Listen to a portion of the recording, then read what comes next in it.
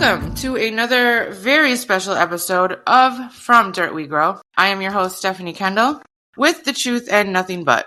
I thank you for tuning in today, and as always, I welcome your comments. I want to hear from you because there is no I in team, but there is a you and I in unite. Please be sure to hit me with all the LSB you can muster, the like, subscribe, and bell, and share like there's no tomorrow. No, for real, that's an actual possibility these days.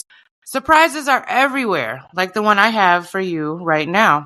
At the end of last week's episode, I mentioned the unjustice system being our topic this show. And while this story 100% fits into that topic, it has been postponed for my very special guests today, Mr. Scott and Miss Hulda, a couple, an interracial couple, and also an engaged couple, actually. Congratulations, guys. Thank you. Oh, yeah, thank you. When's the big date? When's the big date? Is she not knowing about this?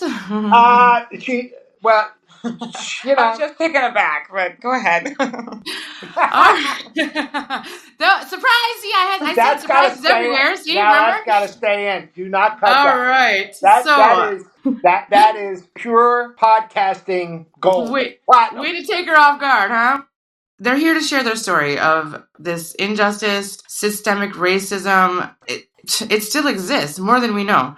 And I just want to tell you guys, I am grateful for allowing me to be part of your story and to allow me to help spread it, because it's more important than ever to stand up and speak out. Refuse to allow the people with more power than one of us stop us from realizing the power of all of us. So, my friends, the floor is yours. Please tell us your story. Well, this situation is with a township, Whitpain Township, which is in a Philadelphia suburb in a county by the name of Montgomery County, which is what I would consider a relatively affluent area. I've been in this area my whole life. I've been in Whitpain Township, citizens there for over 30 years. I raised a family there. Hulda and I live there. And we have had multiple run-ins with multiple people in the township, leadership in the government, and this has been occurring for a number of years. That we had a robbery in our house that included over $9,000 worth of damage to our house and over $20,000 worth of items that were stolen on video, and it is our belief that the police department and the government knows who these people are, pretty much admitted it to us. We believe this is systemic. We have, there is documented proof, especially recently, of multiple civil rights lawsuits against the township and specifically against the police chief. There have been allegations specifically against this Detective Wittig, who I actually have interacted with multiple times and not on a pleasant basis. And I want to stress this. This is not directed at the patrolmen that came to our house when we called 911 and they deployed, maybe not a SWAT team, but they deployed long guns and surrounded the house. This is not a dig toward the police in general and from the different townships that really came to help us, which is really valuable. We're not these crazy defund the police. We're not conspiracy theorists, but right. You're just trying to tell your story. Yeah, we're trying to respect our rights and bring in this story because there is a major problem as regard to corruption. So basically the story is on September 19th, we got robbed, but a couple of days before that, we had what I would consider an altercation with a tenant of ours and his father, girlfriend, who were causing a lot of commotion in our yard and in our little neighborhood. And the police was called. The police told them that they couldn't do much for them. We have this on video, and that they needed to pick up this case with district court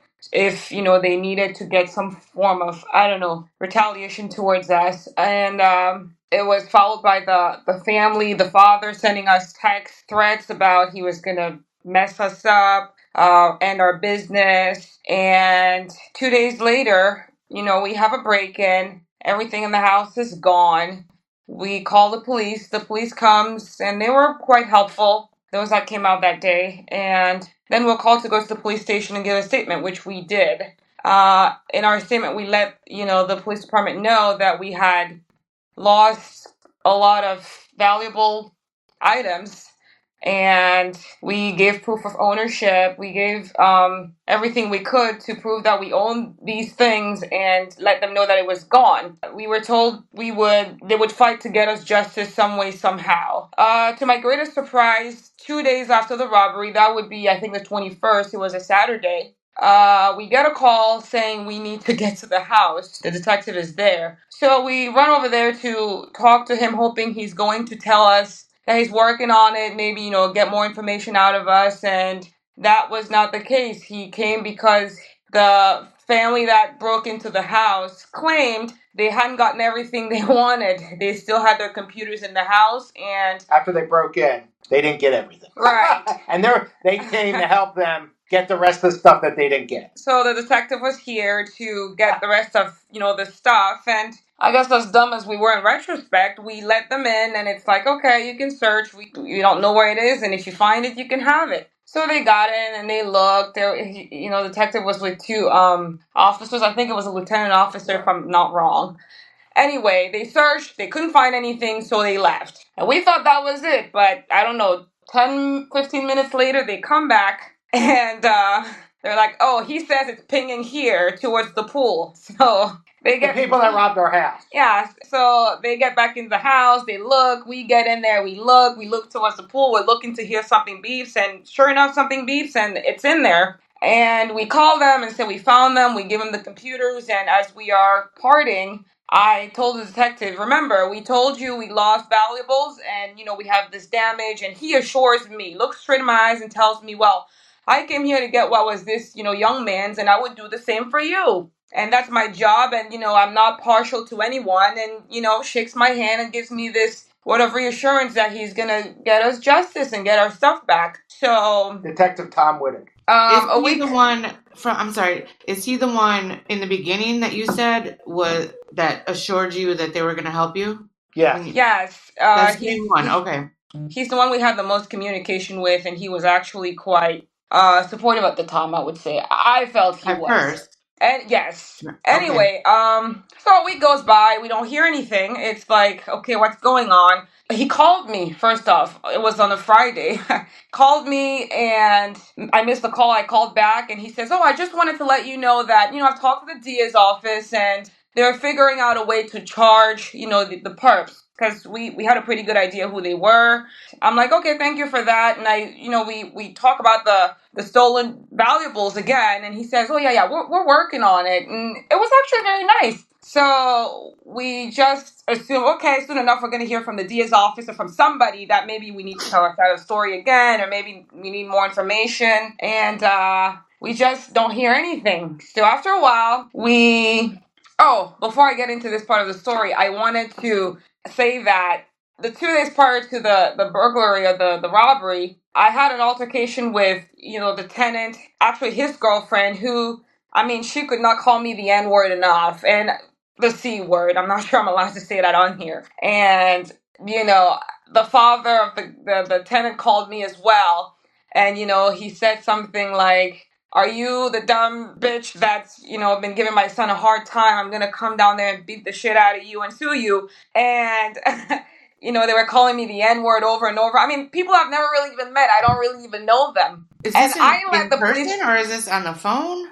Well, the father was on the phone. The girlfriend was face to face. So they're still coming to the house after. They came to the house after that. He was coming to live up to his promise of beat me up, I guess. And thankfully, we never had a physical, altercation. I was afraid. But he was still coming around, and yeah, why? He did come. He said he was coming, and he did. Okay, so back to the detective. And by the way, the police said, there's nothing we can do if they made racial slurs, and it's not really something you can go after them for. Yeah. What I was and that's funny. You're reading the news every day where racial epithets are said, and people are charged, but not with Payne Police Department. No, they don't deal with that stuff. Anyway, I digress. So, the detective had assured us over and over, oh, we're working on it. The DA's office all over it. And, you're going to hear something soon. We didn't hear anything. we emailed him and said, hey, where do we stand? What happened to the jewelry? I mean, I feel like if you came to the house looking for their computer, it's only fair you press as much on them to find our stuff. Absolutely. And he got back to us and said, oh, I'll talk to you in a couple of days or maybe tomorrow. I was out We're of talking office. to the DA. We're talking And to no, at that time he didn't mention the DA the DA. anymore. Okay. And instead of talking to us, he talked to our former attorney. Who we fired. Who, yeah. It just felt like there was miscommunication or something was iffy. We didn't feel like the attorney was telling us, the whole story. We felt like he wasn't really working for us. So, Is this attorney from the same town? yeah. Yeah. Yeah, he's Okay. in the same county. Yeah. All on it together. Okay. Okay, so yeah, he talked to the attorney. At some point, there was actually talk of, this is from our attorney, and I don't know how much of this he actually discussed with the detective or the perpetrators or their attorneys, but they asked us how much would make this go away. You need to get an estimate of how much it take to fix the windows. Yeah, this happened. This was a conversation that happened in our lawyer's office, and we actually got an estimate that was the cheapest was like $10,000 just to get the doors and the windows fixed. Sure. What about your jewelry, your heirlooms? We had that.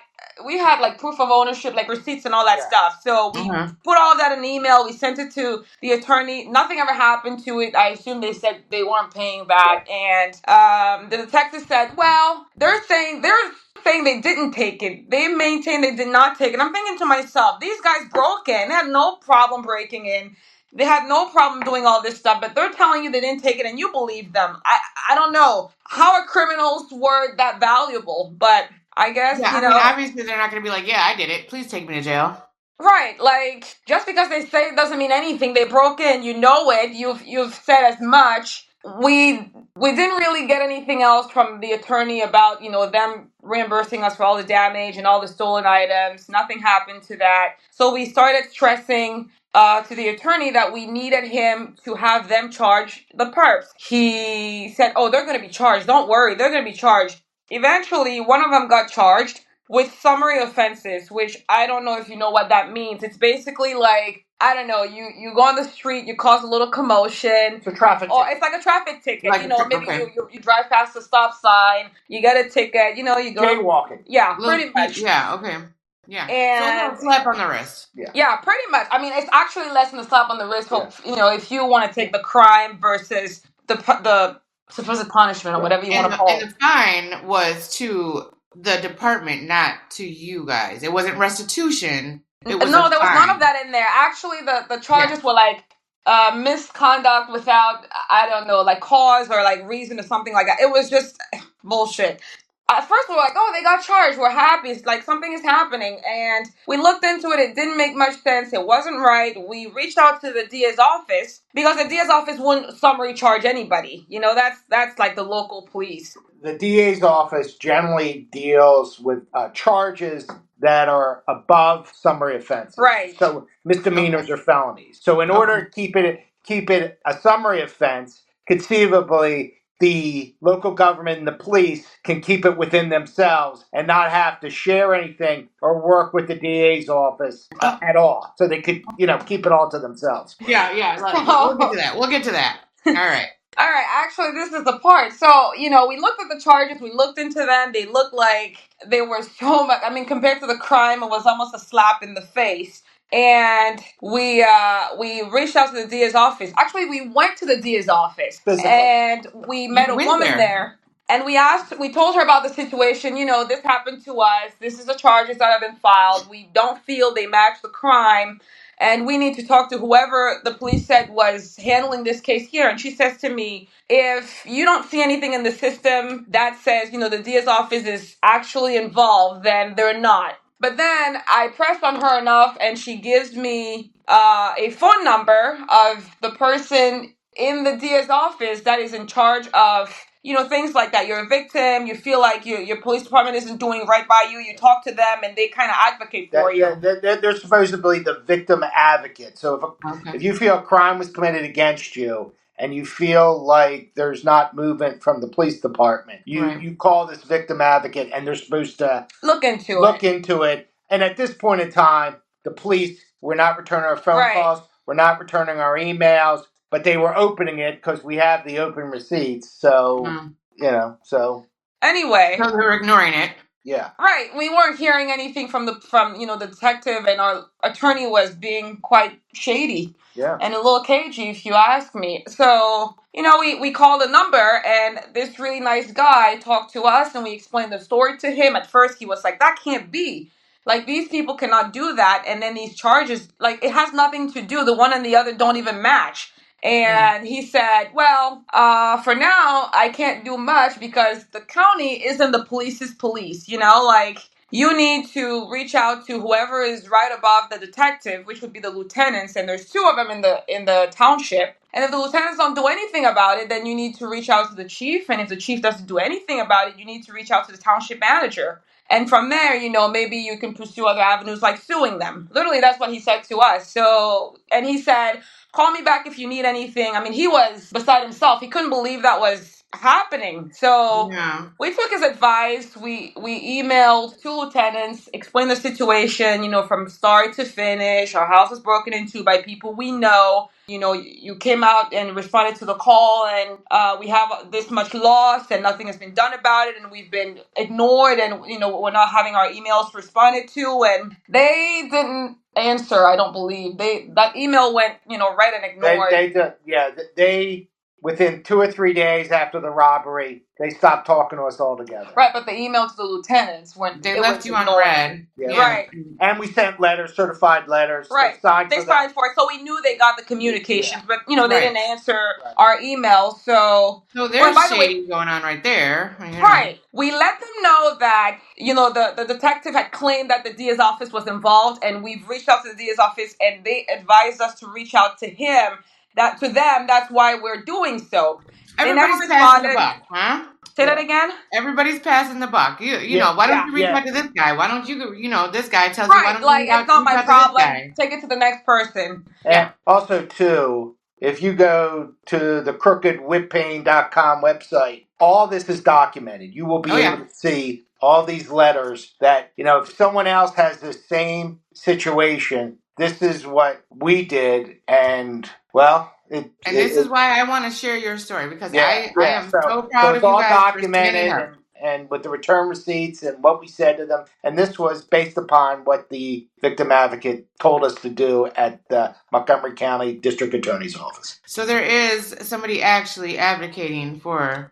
Yeah, and I would say he gave us valuable advice, So the next thing we did when we didn't hear from the lieutenants is we emailed Chief Lawson and the township manager, Eric Traub. Yeah. And we said, we sent an email to your lieutenants. We haven't heard anything, so now we're reaching out to you in hope that whatever the situation is and whatever the cause is, you'll get to the root of it and you will, bring us justice. And we actually heard from Chief Lawson relatively quick. It was the same day. And he said, thanks for bringing this to our attention. And we're going to look into the matter again. And, we're going to get back to you in a week. Just give us some time, which that didn't sound unreasonable to me. Yeah. So but what have they been doing this whole time? Is my question. Well, I mean, it's government. You've got to give them time. Things take time sometimes. So that's okay. And we felt like we were getting somewhere. Okay. It fell between the cracks. That's fine. Like it finally someone was talking to us, so it was like nice. Like, okay, maybe this guy is serious, and maybe he actually is going to look into this. I hear you. You want to believe that these people are genuine, and I got you. Absolutely. So, a week later, we get an email from one of the lieutenants who says, we've gone through all the evidence. We've gone through the body cams. We've gone through everything there was to see. We've also consulted with the DA's office. And we all maintain that nothing else needs to be done. The right charges were filed and there's nothing else to do at this time. Case closed. And the charges, by the way, not only were summary charges, but they were only one person. Right. It wasn't the other person. So if you're charging the one, you would assume you would say, hey, who's the other person? Or you have to understand, if you look at the videos that are on the website, crookedwhippain.com, you will see this is two large people with masks on, entering the house, breaking a window, running out with bags. This is a serious crime. It's not a very big town. I mean, I saw the Right. video. I don't know the people in your town. I'm not from your town, but I can clearly see that you would be able to tell who this person is if you did live in this town. It's not like, Actually, they are not even from the town. But Yeah. I'll tell you this: I know the tenant. He doesn't really know the tenant, but I do. I have looked into them, as in who they're related to, and one of the guys absolutely matches the same body physique of the father of the girl who, was calling me, a cunt and all the words, the yes. N word and all that stuff. So it's like, But yeah. that's what I mean. It's clear to see who they are if you know them. Well, Because when it's the not like detective they came were to the wearing house that like ski morning, masks he and said, "Oh, we think one's the father of one of them, and the other one we think is a kid." I mean, he admitted as much that they knew at least who one of the people were. By the way, they had blood evidence. None of these people were ever swapped, even though we had threats from the father of the tenant. And at no point did they think. I said, "Why don't you ask them to bring DNA so we can see if it matches either one of them?" And he said to me, "Well, his words. If I do that, the attorney is going to tell me to go pound sand." I mean, be for real. You are a detective, At least A try. 30-year-old, yeah. 30-year detective. I just want to know, What's why that waste like? resources? You have all these people who the police force come out. Why waste their time to come out there, get all this evidence, get the blood, try to get What some about sleep for fingerprints? What DNA, for about fingerprints and all that stuff? If you really aren't going to do anything with it, if really you fear that, you're going to say, "Oh, I need you to to give me DNA," and you're going to be told to pound sound, like, why?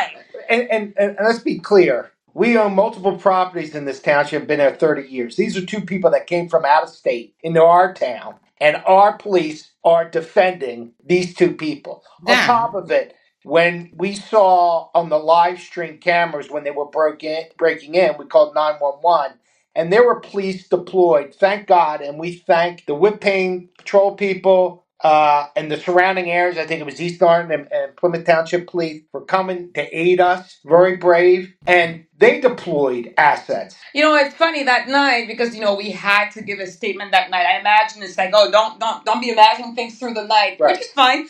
We went over there and we talked to this really really nice officer, Officer Rocks. I think it's Kyle Rocks, Yeah. and we asked him, "I know you don't make the decisions, but do you think there's enough here to get these people?" Because 2 days before they called the police on us and all this commotion, and he said, "You Right. know Yeah, what? this isn't yeah, With this isn't everything the I only see here, incident. I'm not the detective and it's his call, but there's something here."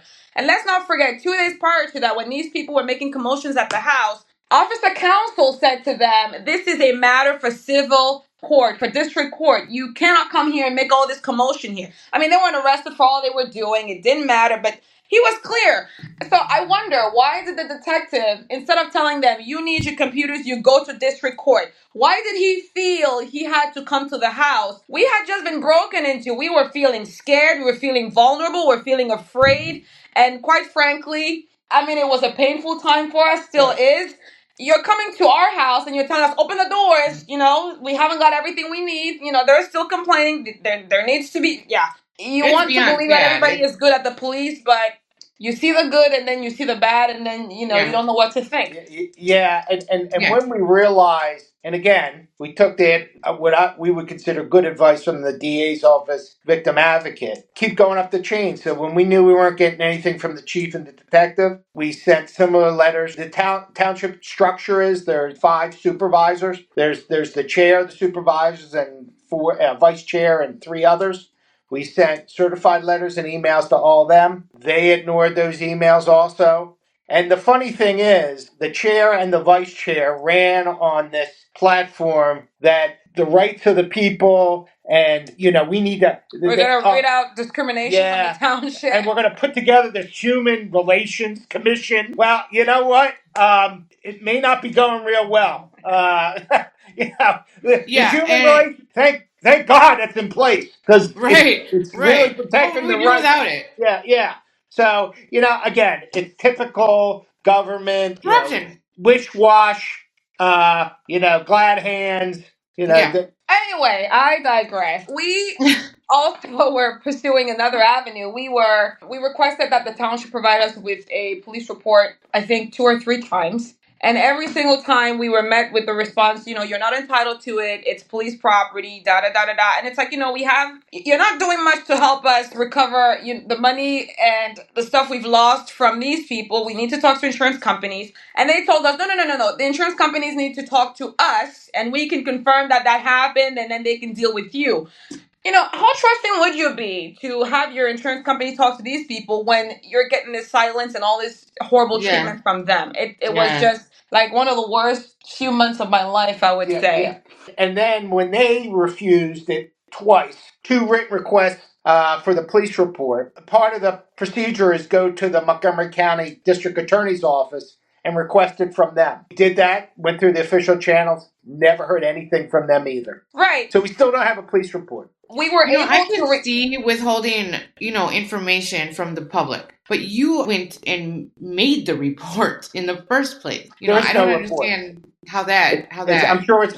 No. We talked to the victim advocate, Right. and he was like, "Oh, let me look," because we said, "Oh, there's charges that have been filed," and he looked into the system and he says, "Oh, I can't even find a police report." And he said, "Well, that's weird because we're in the same system. I'm supposed to be able to see it." This was like, a month over. Sure. I mean, it was well after that incident had happened, and he was surprised he couldn't access the police report. Because we're able to ask the district attorney's office for an appeal to rule in our favor to give us the police report, we also thought it would be wise to reach out to the district attorney's office and ask them to look into the situation. We emailed, I guess, every email we could find at the DA's office. Is that correct? Yeah, then we got Brianna. Got the emails from the DA's office based upon getting the continuance for the. No, that's not how that went down. Oh, okay. Well, what happened was we reached out to someone at the DA's office. They were silent for the longest time, but somehow about like 2 days before the hearing for the summary charges, they reached out and said, I think they reached out to us and said, "Oh, I will look into this. It's a lot to look at, and the hearing is in a couple of days. That's not enough time for me to look into the evidence and see if something needs to be done or not. So I'm going to be requesting a 30-day continuance." So that's why the charges hearing was pushed back 30 days approximately. So, they reassured us that they were going to look into it, which was a little surprising because, we'd heard from the police over and over that, "Oh, no, the DA's office agrees. They looked at all of this and they are with us 100%. We all believe the charges were right." 2 days before those charges are being heard, somebody from the DA's office and not like some lower ranked person either, like a higher ranked person is telling us, "We haven't looked at this. We don't know what this is about, and we're going to take a month to look at it." Anyway, that was a little embarrassing for the police, I imagine, but it was good. So again, now, detective didn't do anything. The lieutenants didn't do anything. The police chief didn't do anything. The township manager didn't do anything. All the supervisors didn't do anything. So we get to the district attorney's level, and we're thinking, okay, now we're at a level, there's communications starting to open up. Then they go dark. Never hear from them again. So we never heard from, the person who requested a continuance and said they were going to get back to us, which I expect that, if you really feel that the police did right, then you tell us that. There's nothing else I can do and it looks like it's right. If you feel something wrong was done, I assume you take an oath to say, "Oh, I'm going to serve the people. I'm going to bring justice, da-da-da-da-da." You do that. You do the right thing, and, whatever the repercussions are on those who didn't, that's their problem. But we never heard either way from the DA's office. The hearing came and went, and they went dark like everyone else. Not about the people. I still want to believe that's an isolated incident. I don't know. I can't speak for other counties or townships or states. I can only speak for what happened to us here, and we never heard anything.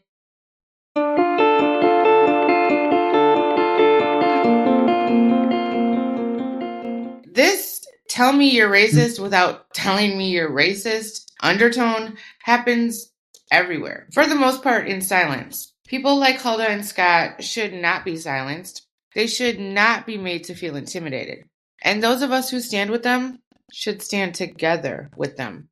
And those who stand opposite have absolutely no business in any position of power to decide the fate of anyone based on ignorant, mind-warped hate for others. However, this is not where their story ends, is it, guys? Not even close. Not even close. Yeah. You've heard their story. Let's back it up. Next week, Miss Hulda and Mr. Scott are back with me to shed some more light on this atrocious abuse of power and just how deep it may run in their town. Be sure not to miss part 2 and hit me with the LSB. Thank you to my guests, and we'll all meet back right here next week on From Dirt We Grow. Thank you for listening.